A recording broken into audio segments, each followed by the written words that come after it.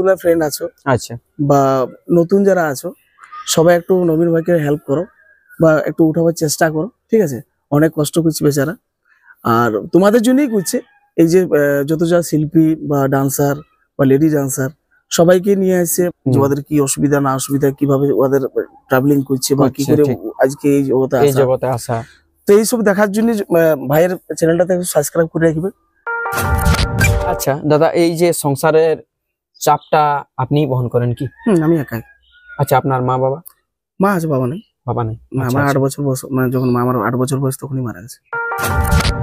তো দাদা, যে গানটা আপনার লোকে মিলিয়নে ভিউ গেছে, যদি দর্শকরাকে একবার শোনাতেন তো দর্শকরা সত্যি মানে আকৃষ্ট হয়ে যেত, একটু শোনান। আচ্ছা আচ্ছা, গানটা এরকম ছিল, আমি একটু শোনাচ্ছি। আমি বাঁচিব যতদিন, ভালোবাসিব ততদিন, যারে সাথী থাকি সে ভালো থাকি, তোর হোক জীবন রঙিন। সো হ্যাঁ বন্ধুরা, দিনের দিন শিল্পীর খোঁজ এবং বিভিন্ন জায়গায় ট্রাভেলস করে এই চ্যানেলে দিয়ে থাকি। আপনারা দেখেছেন প্রতিদিন প্রতিনিয়ত এরকম ভাবে আমার পথ চলছে। তো আপনারা অনেকেই কমেন্ট করেন বা অনেকেই কমেন্ট করেন নাই। আপনারা অনেক কমেন্ট করেছিলেন যে আমাদের এই পুরুলিয়া মানভূম জগতে যতগুলো আমাদের হিরো হিরোইন কিভাবে যে ভিডিওগুলাকে ট্রাভেলস করে, যে শুটিং করে, সেইগুলাও আপনারা বলেছিলেন। সেটাও আমি একের পর এক আপনারাকে নামাতে চলেছি। আপনারা দেখতেই পাচ্ছেন যে এই দাদাটাকে আমি নাম বলবো না, এই দাদাটা অবশ্যই আপনারা জানিয়ে গেছেন যে কে বটে। আর এই দাদার পুরা হিস্ট্রিটা কিভাবে এই জগৎটাতে আইলো বা এই জগৎটা মানে চুজ করলো কেন, সব জানকারিটা জানবো। আর এই দাদার কয়েকটা গান মিলিয়নে মিলিয়নে গেছে, সেইটার রহস্য কি আছে সেগুলোও জানবো। তো তার আগে হচ্ছে যে জমিন আপতি আমিন আর ভালো খাবার খেতে গেলে ঠেলাই চামিন, আর আমি উপর ছাদে প্রদীপ দাস সাক্ষাৎ করতে চলেছি, নামটা ওটা আমার নবীন। তো আমি আগে দাদাকে স্বাগত জানাই নিচ্ছি। তো দাদা নমস্কার। নমস্কার, ভালো আছেন?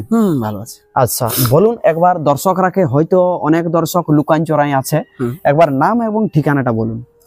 আমার নাম হচ্ছে প্রদীপ সহিস, আমার গ্রাম হচ্ছে মাগুরিয়া, আমাদের হুড়া থানা পড়ছে, পুরুলিয়া ডিস্ট্রিক্ট। আচ্ছা হ্যাঁ দাদা, আগে আমার প্রথম প্রশ্ন যে আপনি এই মানে পুরুলিয়া জগতে কবে থেকে নেমেছেন? এটা অনেক হিস্ট্রি আছে ভাই, মানে সংক্ষেপে যদি বলছেন। সংক্ষেপে বলছি। আচ্ছা, মানে অ্যাকচুয়ালি একটা অন্য লোকের জন্য আমার এই লাইনটা আসা, মানে অ্যাকচুয়ালি আমি এই লাইনটা লয়, এই লাইনটা লয় না। আচ্ছা, ছিলাম না আর কি। আচ্ছা আচ্ছা, আমার প্রথম জগৎটা স্টার্ট হয়েছিল গান দিয়ে। আচ্ছা আচ্ছা। তো গান করতে করতে আমি কি করি যে ডান্সের লাইনটা এসেছি সেটা আমি ভিতরে রাখছি, বলছি না, বলার দরকার নেই। ঠিক ঠিক।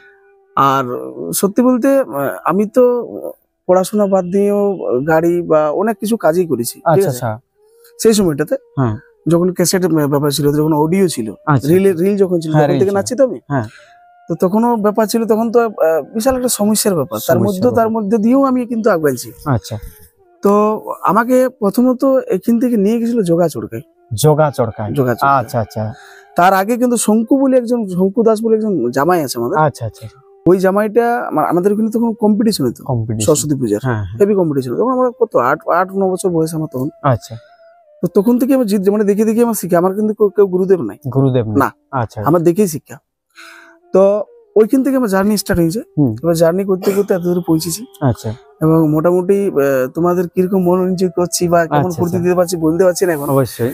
তবে যাই হোক মোটামুটি লাগিয়ে আছি এবং সবাইকে ফুর্তি দেওয়ার চেষ্টা করছি। বাকিটা তুমি তো সবই জানি। আচ্ছা দাদা, এই যে আমি অনেক সাক্ষাৎকার নিয়ে এসেছি অনেক হিরোর, আপনার মনে একটুকু অ্যাটিটিউড আমি দেখতে পাইনি। না, আমার মধ্যে ওটা নাই দাদা, ওটা নাই। আমি বলছি অ্যাটিটিউড দেখে আমার লাভটা কি হবে? ঠিক, আমি যদি অ্যাটিটিউড দেখে আমার লাভ হয় তাহলে আমি অ্যাটিটিউড দেখাবো। অবশ্যই, আমার লাভই নেই। মানে আমি নাম বলতে চাই না, অনেক সাক্ষাৎকারের বিষয়ে মানে অনেক লোকের কাছেই গিয়েছিলাম। আচ্ছা, তারা ভাইরাল ছিল টুকটাক, কিন্তু তারা এমন বলে, মানে ওটা বলতেও পারছি না আর বলবোও নাই। তো আপনার মনে আমি দেখলি যে কোনো অ্যাটিটিউড নাই। আর একটা জিনিস দাদা, যে এই লাইনটাই কবে থেকে এসেছেন? এই লাইনটা আমার মোটামুটি বলে দিচ্ছি তো, ওই 14 বছর বয়স থেকে আমি ক্যাসেট লাইনে পা দিয়া। আচ্ছা আচ্ছা, ক্যাসেট লাইন। হ্যাঁ, তার আগে কিন্তু আমি সাইড ডান্সার ছিলাম। তখন আপনার কোন গান ছিল মানে ক্যাসেটে? যখন বলতে আমি তখন সোনাই আছে না, সোনাই প্রিয়া। হ্যাঁ, সোনাই প্রিয়া। আচ্ছা, ওই সোনাইদের সঙ্গে আমি কাজ করতাম সাইডে। আচ্ছা আচ্ছা, ঠিক আছে। ওই সঙ্গে মোটামুটি অনেকগুলো সাইড ডান্সার করেছি। আচ্ছা দাদা, কিভাবে আপনাকে চিনল? পাবলিক ছিল, মানে এই দিক থেকে চিনছে আমাকে, এদিক থেকে, ডান্সের দিক থেকে চিনছে আমাকে। আচ্ছা আচ্ছা, যে পাবলিক আপনি তো অনেকদিন থেকেই গান করছেন, হ্যাঁ অনেকদিন, তা বলে তো এটা নয়, অনেক লোকে গান করছে, তারা অনেক লোকে জানে নাই, কিন্তু আপনাকে অল মানে কি বলে আমাদের পুরুলিয়ার জগৎটাই আপনার নাম আছে, প্রকাশদার নাম আছে, আমাদের ডান্সার কি নাম বটে অক্ষয় দা আছে, এই যেমন শৈলেন্দ্র দা আছে, ঋতু দি আছে, এরকম যারা সোনালী দি আছে, তাদের নাম আসছে, মানে সবাই জানে ভালোভাবে, আপনার নামটা তো আসছে, তাহলে নিশ্চয়ই কোন গানটাতে আপনাকে ভালোভাবে পাবলিকের ভালোবাসায় মানে জানলো? মানে আমাকে প্রথমত জানিয়েছিল তখন তো শৈলেন্দ্র ঋতু কেউ ছিল না। আচ্ছা আচ্ছা, প্রকাশ তো আমার ধরলো শিষ্যই বটা, ঠিক আছে, আমি এই ওয়ার্ক লাইনটা ঢুকেছি, আচ্ছা মানে সিউল ফিল্মে আমি ঢুকেছিলাম আমাকে, আচ্ছা, যাই ছেলেটার মধ্যে ট্যালেন্ট ছিল, ঠিক আছে, শুধু আমি ঢোকাই দিলে তো কিছু হবে না, মানে ওর ট্যালেন্ট ছিল বলে উঠেছে আজকে।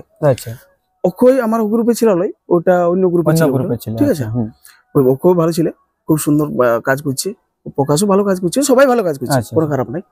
তো আমি যখন মোটামুটি 2010 কি 11 এরকম টাইম হবে, হুজুর পুজো যখন করি আমি, আচ্ছা, তার আগেও অ্যালবাম করছি, কিন্তু সেরকম আমি কোনো রেসপন্স পাইনি। তারপরে হুজুর পুজোর কিন্তু একটা সেরকম একটা রেসপন্স ভালো পাইছিল। তারপরে আরো অ্যালবাম করি যাই, তারপরে ঝিরি ঝিরি যখন আমাদের অ্যালবামটা হয়, ওই ঝিরি ঝিরি অ্যালবামটা আমার একটা গান আছে, আচ্ছা, ওটা মোটামুটি একটা চলেছিল, কিন্তু ঝিরি ঝিরি অ্যালবামটা যেহেতু মানে ঝিরি ঝিরি হিট হয়েছিল, তো সেই আমরাও হিট। আচ্ছা, তারপরে কিন্তু চলে এলাম আমরা ইয়েতে সুচের পাকে সুতা ঢুকছে না, আমার সুচের পাকে ওটা আমারই ঢুকছে না, ও এটা আপনারই। হ্যাঁ, তারপর ভুলুক করে দিলাম নতুন হাড়িটা, ওটা আমার। আচ্ছা আচ্ছা, ঠোঁটের ফাঁকে মুচকি হাসিটা, হ্যাঁ ওটা আমার নিজের লেখা বটে গান। আচ্ছা, আপনারই? আপনি কি গানও লেখেন? আমি গানও লিখি, গানও গাইছি। আচ্ছা, গান গাইয়েছেন? হ্যাঁ, একটাই গান গাইছি, সেটা মিলিয়ন চলে গেছে। মিলিয়ন? কোন গানটা দাদা বলে দেবো আমি। আচ্ছা, তো আমার মোটামুটি বাজারে দমে একটা গান না লেখা হলো, যাই হোক অনেকগুলো গান লেখা আছে, খুব ভালো ভালো শিল্পী গাইছে। আচ্ছা, ঠিক আছে। তারপরে ওইখান থেকে আমি 2 বছর কিন্তু ছাড়ি দিয়েছিল ডান্স, ছাড়ি দিয়েছি, মানে সবাই তো জানো সংসার আছে। হ্যাঁ সবাই। তো সেই সময় একটু প্রবলেম ছিল, আমার ভালো রকম প্রবলেম ছিল, তাই জন্য আমি ছাড়ি দিয়েছিলাম তখন। আচ্ছা, তো ছাড়ার পরে মোটামুটি 2 বছর শুধু আমাদের ওই যতগুলো জুনিয়র ছিল আমার গ্রুপের, ওরাকে উঠাবার চেষ্টা করেছিল। আচ্ছা, দিয়েছিল, ভালো ভালো গানও দিয়েছি, না বলবো না। তারপর আমি দেখলি যে ওরা পাচ্ছে নাই, তখন আমি রিটার্ন আবার ঢুকলি। আচ্ছা, তো অ্যালবাম করছি কোনো কাজে লাগে নাই, ঠিক আছে। গোলাপ ফুলটা তখন মোটামুটি 2-3 মাস পরে কিন্তু মার্কেট নিয়েছে, হ্যাঁ, আগে কিন্তু প্রথমটা লেয়নি।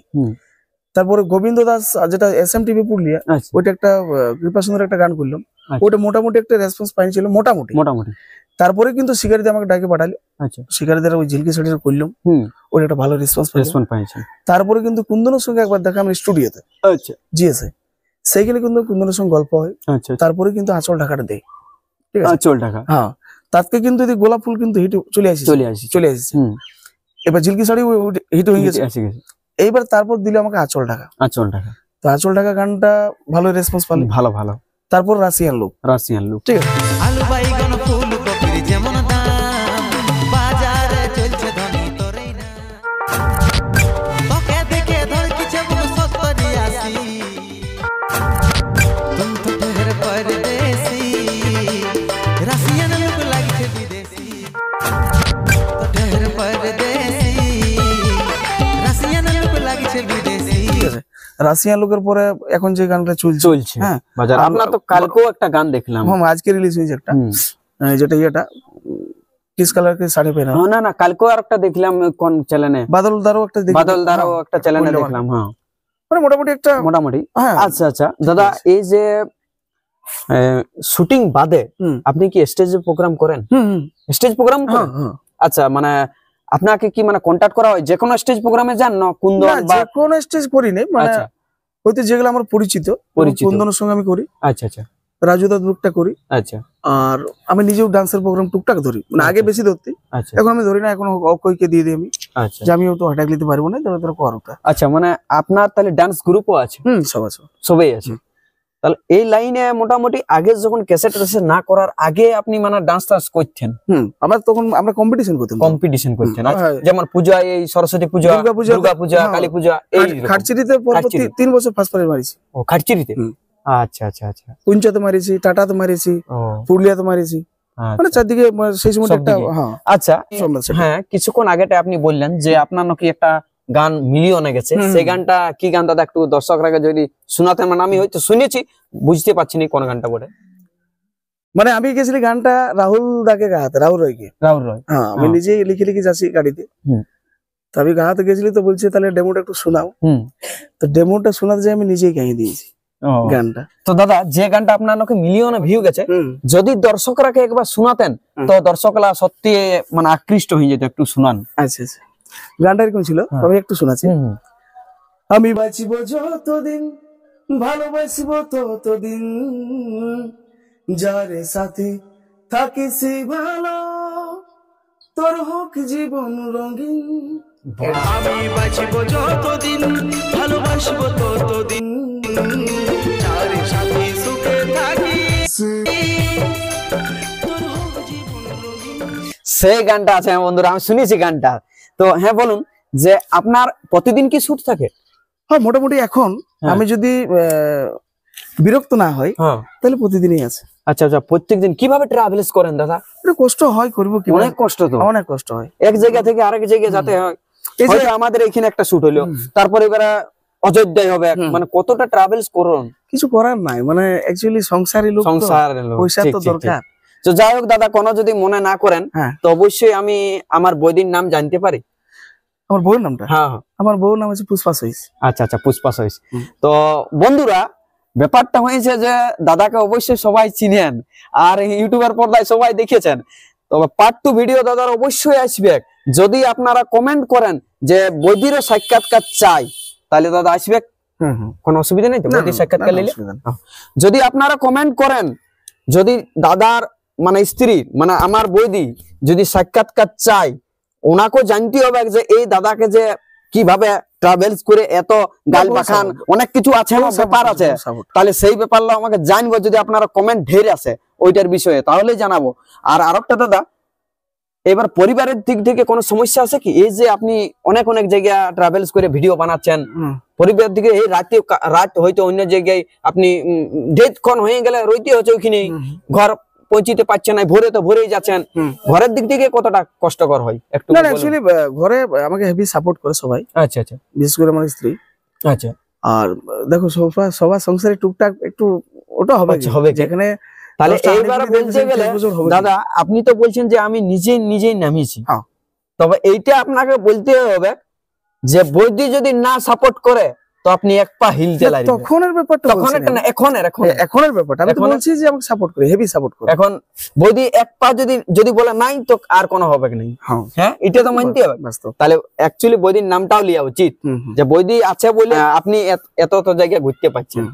নালে আপনারা সবাই জানেন যে সংসারে চাপে অনেক লোকের সমস্যা হয় সবার। অ্যাকচুয়ালি আমি বলে দিই, মানে আমাকে কোনোদিনই হেডেক দেয়নি। আচ্ছা আচ্ছা, হয়তো আমি রোজগার করে নিয়ে আসি, সেটা দিয়ে দিলাম, এবার ওরা সবটা ম্যানেজ করে। আচ্ছা দাদা, এই যে সংসারের চাপটা আপনি বহন করেন কি? আমি একাই। আচ্ছা, আপনার মা বাবা? মা আছে, বাবা নেই। বাবা নেই, আমার 8 বছর বয়স, মানে যখন আমার 8 বছর বয়স তখনই মারা গেছে। আচ্ছা আচ্ছা, মানে যত সংসারের দায়িত্বটা আপনার? আমার। তাহলে আপনারাই বুঝতে পারছেন বন্ধুরা যে একটা সংসারে মাসে কত সামথিং খরচা হয়। মিডিল হয়তো 2 থেকে 3 জন যদি ফ্যামিলি থাকে তাও মিনিমাম 6 থেকে 7 হাজার টাকা খরচা হয়। হয়তো দাদাদের অনেক বড়ই পরিবার বটে, আমি হয়তো দেখি নাই। তো পার্ট 2 ভিডিও অবশ্যই আসবে, আপনারা যদি কমেন্ট করেন দাদাদের বাড়ি যাবই। আর এই যে লোকেশনে আমরা সাক্ষাৎকার করছি, এটা দাদাদের বাড়ি নয়, এটা একটা বন্ধুর বাড়ি। তো এখানে দাদাকে পেয়েছি, সেখানে সাক্ষাৎকারটা নিয়ে নিলাম। আপনারা কমেন্ট করেছিলেন আর আপনারা বারবার কমেন্ট করছেন যে দেবরাজদার সাক্ষাৎকার নিতে। তো অবশ্যই দেবরাজদার সাক্ষাৎকার অবশ্যই জলদি আসবে। আপনারা চ্যানেলটা ফলো করে রাখবেন, নতুন হয়ে থাকলে চ্যানেলটি সাবস্ক্রাইব করে থাকবেন। দাদা আমার এই চ্যানেলের বিষয়ে যদি দর্শকরাকে কিছু বলছেন তো খুব ভালো হতো। হাই বন্ধুরা, নমস্কার। আমার যতগুলো ফ্রেন্ড আছো, আচ্ছা, বা নতুন যারা আছো, সবাই একটু নবীন ভাইকে হেল্প করো বা একটু উঠাবার চেষ্টা করো, ঠিক আছে? অনেক কষ্ট করছে বেচারা, আর তোমাদের জন্যই করছে। এই যে যত যা শিল্পী বা ডান্সার বা লেডি ডান্সার সবাইকে নিয়ে আসছে আপনাদের জন্যই, যে ওদের কি অসুবিধা না অসুবিধা, কিভাবে ওদের ট্রাভেলিং করছে বা কি করে আজকে এই জগতে আসা। তো এইসব দেখার জন্য ভাইয়ের চ্যানেলটাতে সাবস্ক্রাইব করে রাখবে, লাইক তো করতেই হবে, প্লাস কমেন্ট করে জানাবে যে কেমন হচ্ছে না হচ্ছে, ঠিক আছে? তাহলে ভাইটা আমার আগে বাড়বে আর আগে বাড়ুক আরো। আর আপনারা কমেন্ট করবেন যে এইবারে নেক্সট কাজ সাক্ষাৎকার চাই। একদম আপনারা কমেন্ট করতে ভুলবেন না, কমেন্টটা আপনারা দিবেন তবে তো আমি যেতে পারবো 1 গ্রাম থেকে আরেক গ্রাম। তো আপনারা সেই লেভেলে সাপোর্ট করুন, পাশে আছি, আপনাদের পাশে। আর আপনাদের যদি চ্যানেলের বিষয়ে কোনো সমস্যা থাকে, বারবার বলছি, অবশ্যই আমার সঙ্গে কন্ট্যাক্ট করবেন। সকলকে জোহার আর দণ্ডবাদ জানিয়ে আজকে আমার এই ছোটখাটো সাক্ষাৎ পর্বটা আমি সমাপ্ত করতে চলেছি। সাক্ষাৎ পর্বটা কোনখানে ভালো লাগলে অবশ্যই কমেন্টে জানাবেন। নমস্কার, জোহার, দণ্ডবাদ।